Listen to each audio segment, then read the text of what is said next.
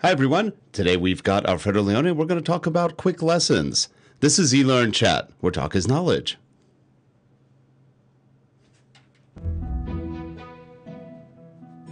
You're listening to eLearnChat, where talk is knowledge. Hello, and welcome to eLearnChat, our new podcast featuring prominent leaders, shakers, and movers in the e-learning and training industry. Your co-hosts are Rick Zanotti and Terrence Wing.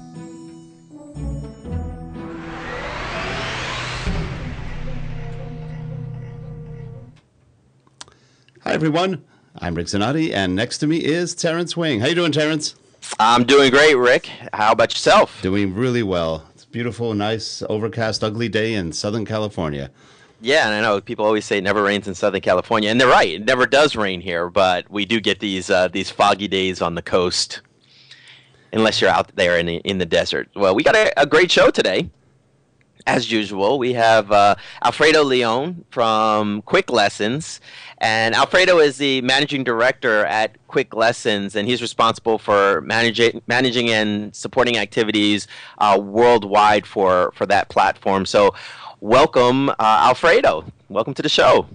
Hello, Terrence. Hello, Rick. Hello, everybody. Thank you for having me. Oh, you're quite welcome. I heard your comment about the weather, and since we're based in Miami, I just have to a little bit make a comment that it's a beautiful sunny day down here. Rub it in. No hurricanes. Usually the case when we have a conference call and meetings, the people ask how the weather is there, and they regret asking that question the second moment. Immediately after. Although this time of year, we never regret asking that question with Miami, because you guys never know what kind of weather you're going to get. We've been lucky. They all said that it was going to be a terrible hurricane season, and so far so good. But then the moment I just finished to say it, I can see one coming, so I should not talk anymore about this topic. That's right. Yeah, find some wood to knock on real fast. Oh yeah, already did. Yeah. Can you hear? So, Alfredo, tell us a little bit about yourself. Yes, I mean, first of all, as you can hear from my accent, I'm originally from Italy. I came to the U.S. For school. I completed a master's in electrical engineering at Boston University, and then I got myself in the IT sector. I've been working for 15 years in IT. Started with IT consulting, working implementing large mission-critical applications for large corporations, and then I moved in international channel development and business development for technology companies. Started a company that focused on that with some partners, and we've been doing different businesses, getting involved with different companies, and in the past 5 years I've been focusing a lot on e-learning. And just recently, a couple of years ago, started QuickLessons with a Brazilian company that developed originally the platform, and here we are. So I have a similar kind of background. My background was IT, and then got into e-learning after a lot of years. Yeah, I found that that the IT background that I have allows me to understand the complexity of the technology issues, but then at the same time I can deal with some of the more business-like conversation associated with learning issues. So it's an interesting market, and it has a great potential worldwide. I mean, it's incredible how so many countries are investing heavily in education, and they're looking at technology solutions to enable education, and corporations are implementing very creative and innovative ways to do training and development. So it's an exciting marketplace. Regardless of the economic condition being a little bit hard, it's still a very exciting marketplace right now. Well, it almost makes it, the economic conditions almost make for a greater case for more e-learning. So, there's an advantage and an opportunity for us to grab with the current crisis, economic crisis. Absolutely, I'm in full agreement with you. I think that this is the time to really show the value of the technology that we all have developed, and in helping corporations, helping organizations, associations, schools, save and make the most out of the training and development plans. You're absolutely right. Yeah. The problem is just getting access to budgets, but I think once if you make a solid case and you have a valid ROI value proposition, I mean, you can get people interested. I mean, it has worked for us, so I know it can work for others. Okay, and speaking of budget, the great thing about QuickLessons is, well, not one of the many great things, is that you do have a free version. So why don't you tell us a little bit about QuickLessons and what Yes, I that mean is? you're right. I mean we have a free plan. It's an interesting extension to our application that we have developed on and that is related to Facebook. So it's our attempt to really get more active in social media. But Quick Lessons is essentially it's an online software as a service content authoring, content development platform, and a little bit of the uniqueness to it is that it was originally developed by instructional designers, so really for instructional designers. The parent company of Quick Lessons, a large human resource management company based in Brazil that has an extensive team of content developers. And at some point they realized that they needed something to really streamline the process of creating a lot of courses for different customers. I mean, it was just impossible to continue to scale up the business by just replicating a lot of work. So they put their thinking hat on, and they got down to extracting all the best practices of the project they've done in the past, and they came up with Quick Lessons. It's an online, it was built from the ground up as an online solution, so it's really not a repurposed desktop application like other tools. It's really focused on the idea of reusability, efficiency, and collaboration. These are the three things that really drive, the value proposition of Quick Lessons. Now, we have some slides that were included for this presentation. Did you want to go through some of the slides? I think it was from your deck. It was 17 through 21. Yes, go ahead. I mean, I can talk a little bit about the different parts of the application and leveraging the slides, of course. This is this is the homepage, and the point to be made here is, again, that Quick Lessons is an online solution, so it was really not built to be a single user desktop type of application, but much more of a collaborative environment for different users to come together, share assets, share content, and develop courses. So the interface is very web-based, web-driven. It really feels like you're interacting with a website and you're pulling together different elements and components to create your courses. So when the user logs in, and by user in our terminology is really the content developer, when the content developer logs in, it gets a snapshot of what's going on in the account. What are other users doing? What are some of the characters that have been uploaded on the account? What are some of the new templates that are available to use? It has a dashboard of the courses that the content developer is working on. It has a picture of the learning objects that are being utilized by the content developer. So it's sort of like an environment where you're still interacting with the other members of your team, but you already get a picture of what is that you're working on. And I think this is one of the powerful things of online solutions and software as a service applications like Quick Lessons is really the ability to bring different users and collaborating together. It seems like a really a great differentiating factor here, because when you think of the software-based applications, it's on your desktop. If you happen to have access to a server, you can upload it to the server, and other people can kind of comment and do things via some other tool, perhaps a social learning tool or a social content management tool. But with Quick Lessons, it seems like you're suggesting that that's built into it, that level of collaboration, because of its cloud-based structure. Exactly, it's real time essentially. So what you're doing is you're immediately interacting with the other members of your team during the content development process. So as opposed to having to have sort of a lag time where you're sending something to somebody for review and then you're waiting for that feedback, with Quick Lessons you have an interaction going on. And then since you can create hierarchies inside of your accounts, you can create teams and groups that work on different type of courses. And in doing so, you're really maximizing a true online experience versus working offline and connecting online, then going back to work offline and then connecting online again. So the more the users, in some ways, obviously, the more the value of a platform like Quick Lessons.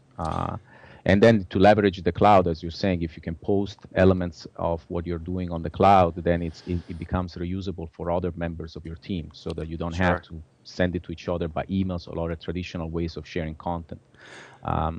I see that you put the template library. What we've done is, because we come from an instructional designer background, and the product development team behind QuickLessons is really a team of people that have been developing content for a long time. We have created a very extensive library of Flash-based, out-of-the-box content that the end user can customize depending on the needs and depending on the content that they have. So we provide animations, we provide pre-animated characters, we provide games, exercises, and everything is Flash-based, but the way that you customize this content is really interacting with an HTML-based front end, which is the actual QuickLessons application. So it's another value proposition is that this allows for people that don't really have a Flash background, that don't have that technical knowledge, to face content that is more sophisticated and still be able to generate some good looking output that on top of it, because it capture our best practices, it has embedded in it some level of the best level of instructional design know-how possible. So we found, from our experience that using QuickLessons, our customers and customers of the company, the parent company, they just got excited. They wanted to get involved with developing content. They wanted to participate with the instructional designers. And so what happened is that QuickLessons became really like a collaborative social content authoring platform that brought together people of different levels and allowed them essentially to work together on the same content. Now we're showing the exporting content slide right now. Yeah, this one is this is another. I think, and this applies. I'm not gonna make QuickLessons like the best of the best, of course, but but this applies to most cloud-based type of solutions. But it's the idea that you build it once and you export it as many times as you want and anywhere. So you don't have to have that knowledge of SCORM, that knowledge of AICC, or what does it take to post a course on a web server or to distribute it offline through some sort of multimedia device. What you do is you develop the course once, and then you go to a very simple export page where you decide what is the use you want to make of the course, and then based on that, the system will generate the package that will be then used in that context that you have selected. So there is that intelligence embedded into the platform rather than having to be available at the content development side. And so if you imagine, we have customers that they use to develop content, in different formats and have to have different subject matter experts for each one of the different formats. In this case, instead, you're really focusing only on developing the best course experience for your end users, your students or employees, and then you let the platform do all the the back end, hard work of putting everything together and delivering it to you. Now, when you say it's exporting, what file format is it exporting in? Is it exporting as a Flash file or? Well, everything because we use Flash-based content, the output is Flash-based. So all the animations, everything you see is Flash. And if you want to think of one requirement that we have is that you have to have a Flash player to see QuickLessons content. But as far as the format, we create it's SCORM compliant, so it's SCORM 2004 and 1.2. So when you're done with the course, you click on the export, the SCORM compliant export mode, and it basically creates for you the SCORM package. And then that package is ready to be uploaded to any LMS that is SCORM compatible. It's AICC compliant, so any AICC compliant LMS, same thing. The offline mode, it generates a zip file that has executables, so that the end user can just unzip the file and just click on the executable and just run the course. Okay. Now, what about the quizzing features on it? What quizzing abilities do we have? Yeah, we have different levels. We provide out of the box what we call a quiz pack, which is included in all our enterprise licenses at no cost, which is a series of games, interactive games that we have created for a more like a fun learning experience, like for example the Hangman or the Wheel of Fortune, things like that. Mm-hmm. Then we provide exercises in different type of formats, anything from drop downs to drag and drop to multiple choice, different type of templates for exercises, which are meant to be more for practice. So the end user is really just taking the exercise, seeing if they responded well or wrong, but that's it. And then we have an actual evaluation engine embedded into QuickLessons that allows you to create more sophisticated tests that are a collection of questions and that you can actually use SCORM and then your LMS to track the results and basically monitor the learning of your end user. I noticed on one of the slides, which is up now, there's a review mode. Yeah, this is interesting. We added this as part of our standard plans. So this is not an add-on. It's everybody that has a multi-user account has access to this capability. And this is essentially an engine that allows you to share feedback and comments with other users. And more than share that, it's to request them. So essentially, you can. At any given point, you're finished, working on a particular section of the course, and let's say that now you want another user or a subject matter expert that has access to the account to go and review it and tell you if you have accomplished, the goal for that particular section, if it looks good or if it's right. You can basically, using the review mode feature of the application, you can send that request to that other user, and the user logs in, writes a review, and the review gets sent to the person that requested the review, and you engage in this sort of dialogue with the person that you ask the review for. That's great. Now, where do you see the authoring tool market going? I know it's sort of a hot market right now. Everybody's trying to get either tools out or improve tools, or where do you see the market going? You have an interesting collaborative approach, which is actually pretty cool. A lot of people don't do that. I think you're right. I mean, I think collaboration is definitely a key word these days. Obviously, our industry is undergoing major consolidation across the board, so it's going to be interesting how the different players are going to end up, working with each other from the distribution side, as far as the LMS and LCMS are considered, to the development side, the authoring side. I think that collaboration is going to be critical. I think we're working on that. There is obviously HTML5 coming around the corner.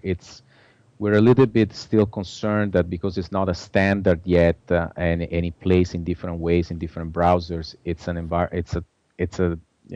sort of a development environment that needs to be still evaluated. But we're already implementing templates that are based on HTML5, which I think it's going to be definitely a direction in which the industry is moving.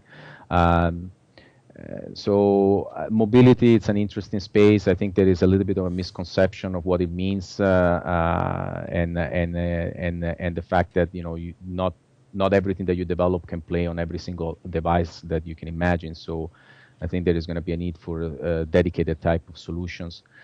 We believe that templatization, our type of approach, which is more of a ready-to-go type of approach, is one that is going to gain more and more demand, because as you try to get more and more people involved in the content authoring process, you're going to need platforms that make that transition into developing content easier.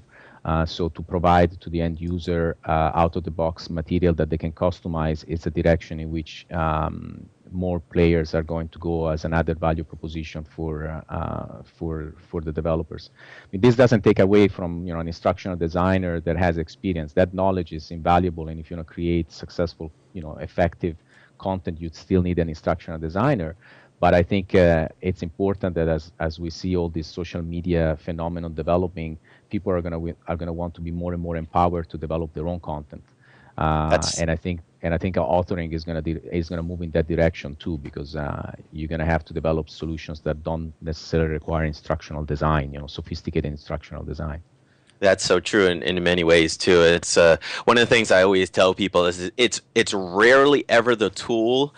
Probably 9.9 times out of 10, it's the actual designer that's the problem with the course. And the tools are great. They have even for anything from PowerPoint, straight on up to authoring tools like QuickLessons. They're great platforms. It's just if you have a substandard designer working behind the platform, you're going to get a substandard product. Yeah, we can all. we can only enable at the end of the day and empower. That's really the best that we can do. And this is something I learned, back in application development, 15 plus years ago. It's like trash in, trash out. I mean, it's Yeah, just absolutely. there's just no way around that. You just need to take that into account. So we try to minimize that, again, because we take by taking this more templatized approach, as opposed to providing a what you see is what you get type of interface. We can do a level of quality assurance, which is a good value proposition of QuickLessons, because QuickLessons, you develop a style for a course, and then everything that it gets added to the course fits into that style. So if the style it's only allowed, certain users can allow this to manage the style of the course, then at least you know that everybody has to maintain a certain level of uniformity. That a lot of times can be an issue. But again, if you're missing that talent up front, then you need to be realistic about what is that you can get out of the tool at the end of the day. Now, you mentioned that you were looking at HTML5, but you weren't ready to quite jump into it yet. But that you feel that there was we as an industry we definitely will move into that direction. How about mobile? Since you're Flash based right now, that doesn't seem like it's on the table so much for you. What are your future sights on mobile content or mobile use of QuickLessons?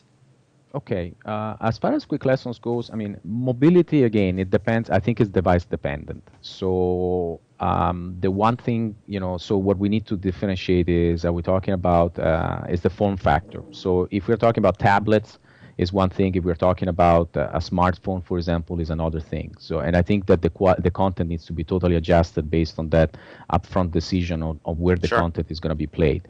So the mobile phone market, it's one that we're not, it's not in our immediate plans, and it requires a very different type of skill set. It would be interesting to develop a templatized approach to mobile small devices and small screens, but those type of learning environments, the learning devices need to be very customized depending on the application. So it's very difficult to apply our methodology to that. Tablets, it's obviously a different story. I mean, in that sense, Flash is a limitation on one specific tablet platform, which is obviously Apple, it's by far on a particular type of screen size. They have cornered the market, and I admire what they have done. Realistically, they've done a great job. But there are other operating systems. I mean, Apple is not the only one, and the others are Flash compatible. And the only way to deal with the Apple one is, there is two directions in the industry. I think at some point, I'm one of those believers that I think that Adobe and Apple will come to an agreement to handle that. But regardless, HTML5 is a little bit the answer to that, because if we move to HTML5, then we'll deal with that situation as far as playing on Apple. That's an interesting thing, because right now Apple is considered the largest, pretty much, computer company in the world. They've outpaced Microsoft. They've outpaced everybody right now, and they're pushing their weight, and they're winning. So it's going to be interesting to see where all of that goes. They definitely have a lot of power right now in the industry. And it's funny, it wasn't from their computers, it was from their devices. And it went from devices back to the computers. Very different way to take control of our little universe here. Well, it's the consumerization of IT that we hear a lot about, right? It's like how these platforms are entering the enterprise from the end user. I mean, that's what social media is doing. It's empowering the end user to select what device they want to use, and then the corporations need to adapt, and hence us, the vendors, the software vendors, we need to consequently adapt too. So it's going to be an interesting couple of years. There are a lot of tangible and intangibles going on with Apple right now, and but I think at the end of the day, HTML5 is still complicated, and it's still it requires a significant skill set. And Flash, it's a very entrenched and embedded type of standard. So if you talk to the purists, or you talk to the advanced users, yes, it's easy to fall in love with HTML5, but as you start going down to a mid-tier or low level, it starts getting complicated. I mean, it's not. And the key with Flash is Adobe has to make sure it's efficient everywhere. Yeah, I mean, that's the key. Yeah, Adobe needs to take. I mean, but they're doing it already. I mean, they're taking action. I mean, they launched some new. They're doing that. They realized that they were doing what Apple is doing, meaning that they were playing like, we're the only game in town. You have to play by our rules. Now they realize that it's not like that. It happens to everybody. Sure. Now, you had mentioned that there's a Facebook integration with QuickLessons. Briefly just kind of tell us what that is. Can the courses be embedded into Facebook, or what goes on there? Yeah, what we've done is we have played around with different social media sites, and we found that Facebook had a very sophisticated API infrastructure, and if you go and really do some homework on it, you'll be amazed about how much foresight the developers of Facebook had. Sure. And so we loved it, and what we decided to do is basically give a possibility for QuickLessons users to export directly into Facebook, and by doing that, share QuickLessons made courses with anybody they know on Facebook. So in one shot, you get access to the 750 million people that are on Facebook, and then leverage all the more typical social media type of features that Facebook has, as far as liking, inviting, and all those things. Yeah. So we created an environment on Facebook to do that. We embedded SCORM capabilities into it, and we essentially transformed Facebook in a learning management system, which is it is a very disruptive type of concept, no doubt.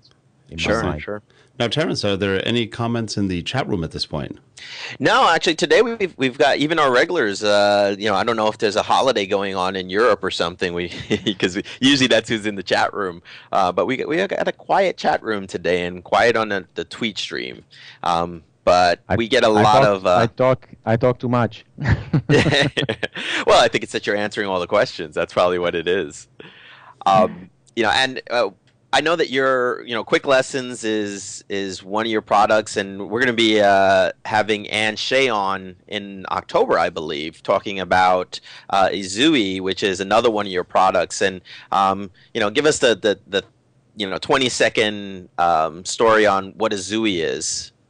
Well, Zooe, think of it as it's a Facebook-based content course marketplace. So it's the idea of, it's basically the extension of what I just said about posting QuickLessons courses on Facebook. The idea is that you can now buy and sell courses that are developed by anybody for free on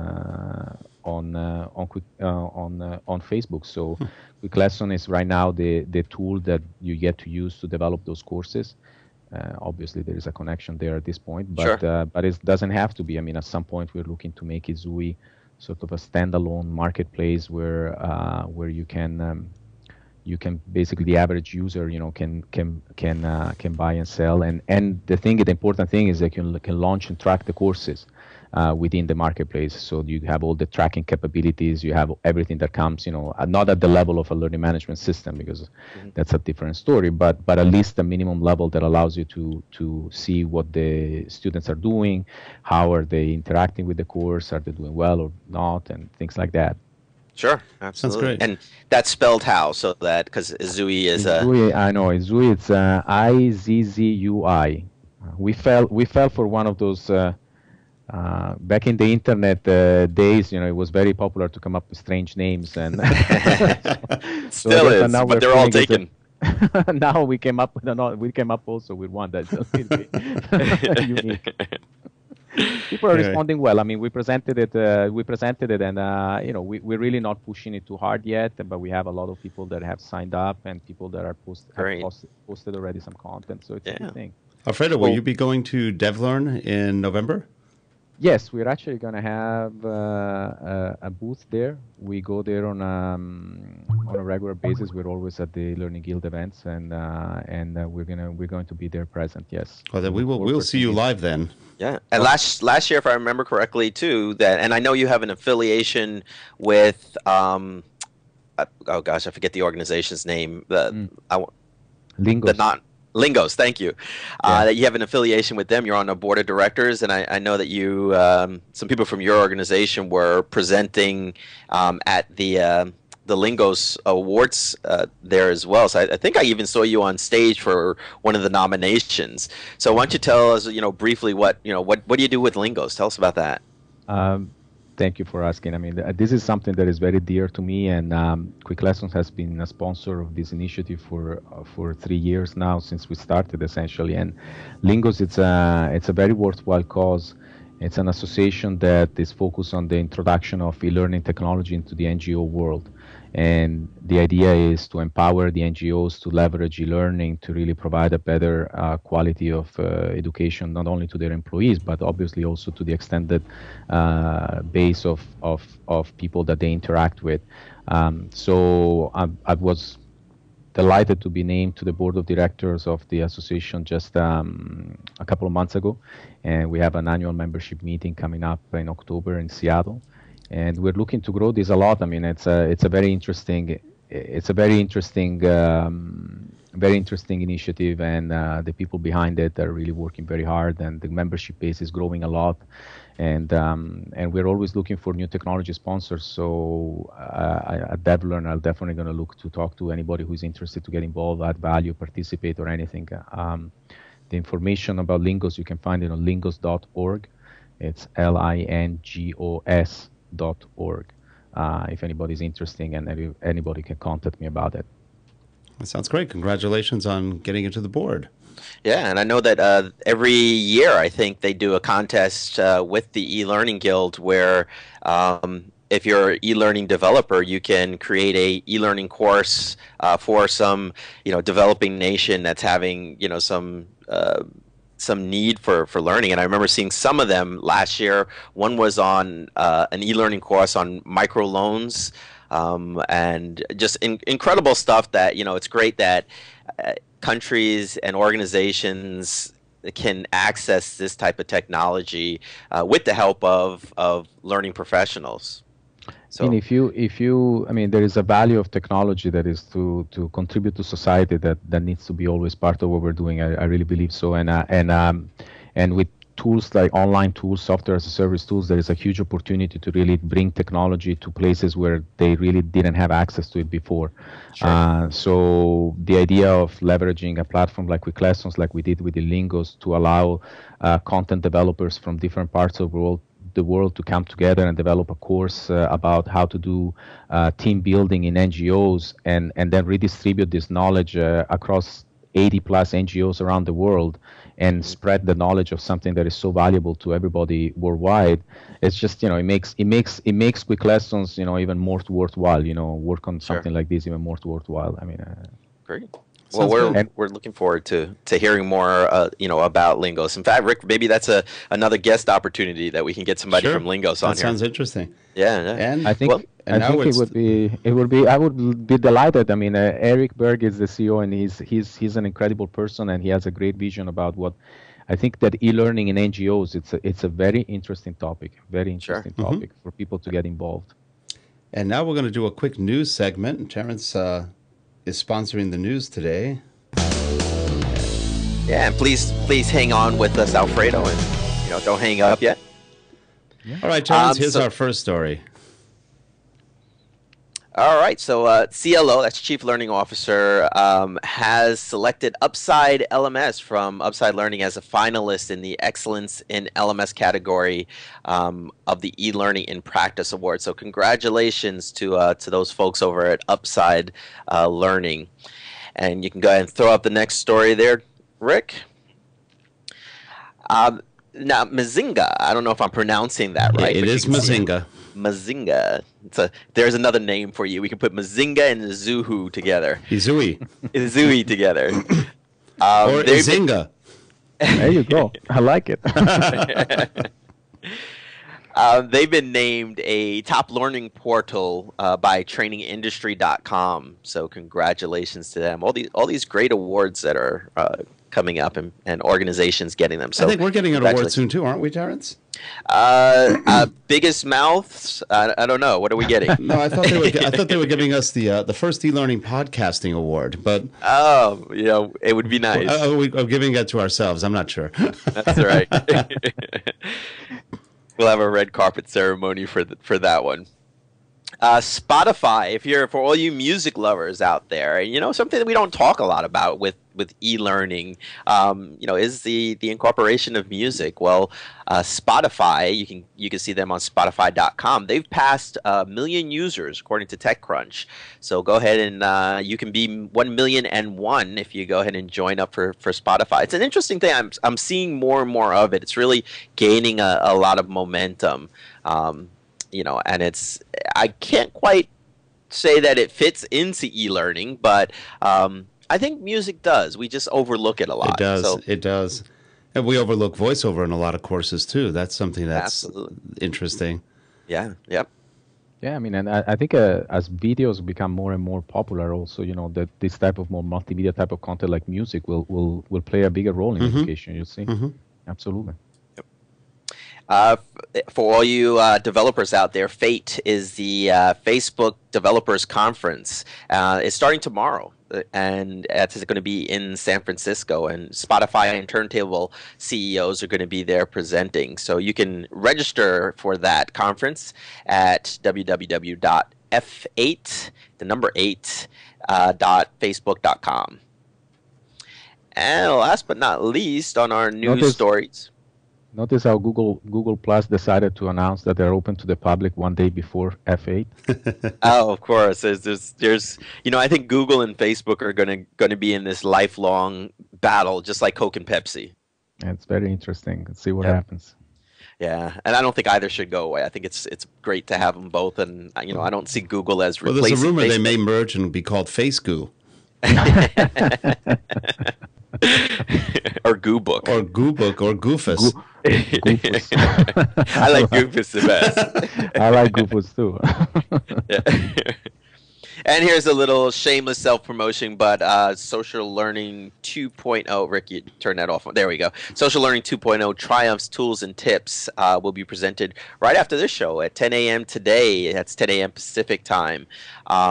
And that is sponsored by ASTD LA, and that is a webinar that I will be conducting. So, and it's a free webinar. So if you're interested in social learning and you want to know how social learning fits into your business, then tune in, giving some great stuff, great information away. Sounds great. And our news today was brought to you by www.liquidlearn.com. Well, I guess we've reached about the end of the show. We did 36 minutes today. We were pretty good. We were. Good. It's like we always have so many questions, and it's hard to fit them into 30 minutes, but we think that that's going to be the best format going forward. Alfredo, if people want to get a hold of you, how can they do that? They can reach me directly. My email address, alfredo.leone@quicklessons.com. That's great. Well, we appreciate you having you on today. I'm glad you took some time out to join us. Look forward to seeing you at DevLearn. I think we're going to be filming at DevLearn too, so hopefully we'll get to go by your booth and say hi and also film you. Yeah. Love to see you there, guys. And I always enjoy very much a good conversation with Terrence and Ricky. It would be a pleasure to meet you face to face. Same here. Absolutely. And for all the viewers out there, get onto that free version of QuickLessons to at least assess it for yourself. I think that as e-learning professionals or developers, we kind of owe it to our learners to explore every avenue that's out there. And since QuickLessons is offering it for free, and we don't have an excuse not to see it. That's so true. And check it out. And that's at www.quicklessons.com. Great show. Thanks so much, Alfredo. Thanks, everybody, for watching. Thank you, Rick. And we will see you guys all next week on eLearnChat. And next week we have Connie Malamed is on, and I'm sure I'm butchering her name, but she's going to be talking to us about graphic visualization. Huh. So good topic for all you e-learning pros out there. And just to kind of push it even further out, for those of you that follow social media, this name may sound very familiar to you. Mari Smith, M-A-R-I Smith, she will be on October 5th, and that's going to be a great show. She'll be talking about her new book that's coming out. And for those of you who don't know her, she is the who is known as the Queen of Facebook. So you'll want to tune in for that one too. Sounds good. All right, everyone. Goodbye. We'll have a good week, and we'll see you next week on eLearnChat. Take care, everyone. Bye-bye.